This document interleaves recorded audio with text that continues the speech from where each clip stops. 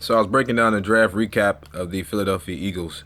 They selected quarterback Carson Wentz, um, first round, number two pick. I think it was a good pick. They were ranked number 30th overall by Lance Zierlein. So I guess he ranks every team. So they were ranked 30th. I think they deserve a little bit better credit than that. I per se. They selected an offensive guard. The first four draft picks, they all went offense, including their quarterback. They selected offensive guard Isaac Samalu, 6'4", 303 pounds, bench 19 reps, suited up in the middle as a true freshman, earning honorable mention, all Pac-12 center, and he also played at right tackle as well, so he can go on either side. Then they selected Wendell Smallwood, 5'10", 208, 4'41", 40-yard dash, aggressive runner. He leads with the shoulder. He has great hands, so he can come out of the backfield along with Sproles, so that kind of gives them a two tandem. Um, Two back tandem. I'm thinking that they can do two options as well too. Also, what I think is, I heard that Sproles, he's taking off, so he's not there for OTAs, so he is a veteran. But in this case, if your quarterback is going to be Carson Wentz, because we know how Sam Bradford is, he's not happy right now, having to work for his job or anything like that. I mean, getting $40 million for 2 years. I mean, you really want a long-term deal. They gave you 2 years, so I mean, prove yourself. All you gotta do is take that, prove yourself. As a team player, go in there, work hard to get better. I mean, and improve yourself. I mean, last year they went 7-9. They definitely got to do better this year.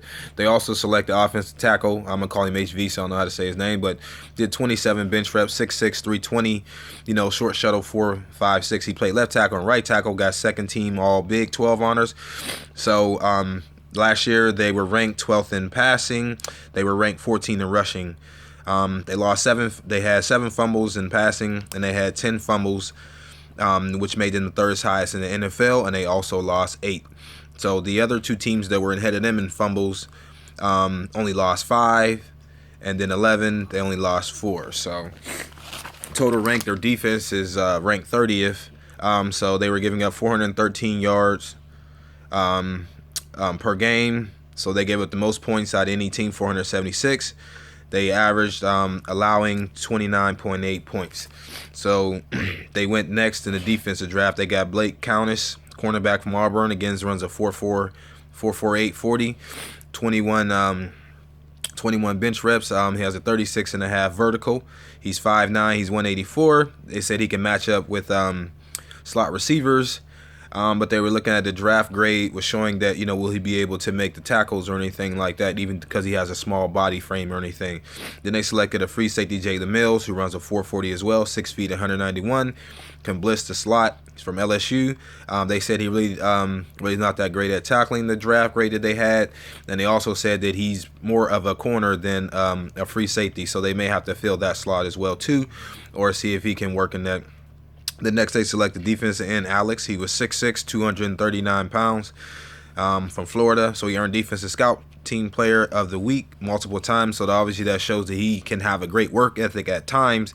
He did have some off the field issues causing him to declare the draft early, because he got kicked off the team. But they said he's not good in the run, but he does have the first 3 steps, as they graded him, saying ridiculous, and he does have a great spin move at times. So I would suggest that it's close to others that have, perfected the spin move like Dwight Freening has. But if they can get him to, have his work ethic and to continue, I mean, obviously they can definitely help this defense. Then you look at, they selected last Joe Walker, inside linebacker. I really like this pick.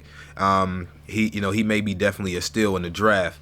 From Oregon, 6'2", 236 pounds. He runs a 4.56. So obviously, I mean, he can run very well. Bench 23 reps, 37.5-inch vertical.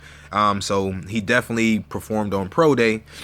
They said he has to work on getting off the blocks and fire more downhill. But I think with that, they have to continue working with him. And the fact is, I mean, he's definitely a very good player. He played he played all his games in Oregon, so he didn't get hurt. Also, too, so I think when you draft a quarterback, I think you have to surround him with some talent, and that's what they did as far as offensively and defensively. Now you got to give him some weapons. Whether you're going to go with Bradford or Wentz, you got to give him some weapons. So there is a veteran in Antoine Bowden. I think you can definitely sign him. So you also have to bring in, like I said, some other receivers to help with that, and not to have the pressure on just a quarterback to even do things. I think you can set up a quarterback to be successful, because you have two hard-working quarterbacks. And I mean, you look at Wentz history at his school in San Diego State, how his work ethic, and how, he's coming into a situation, like the commentators were saying, it's not a very good situation. But if you surround him with the pieces, he can be successful. If you look at what they did with Tom Brady and Peyton Manning, they always surround him, with successful receivers, that can make their game better. And we can see the difference when Brady had weapons, and even when Randy Moss had went down his last season with the Raiders, and then all of a sudden he went to New England, and they blew records out the water. I mean, they almost ended up winning the Super Bowl. But you just look at, supporting that as well, too. There's also another receiver that comes to mind, William Howe. You can definitely look up his YouTube. He's Loki Howe. Definitely, he has hands, great route running. I mean, you can definitely help him and look it up. And I think, you have a great team that you can be able to do. So I'm going to go ahead and, all right.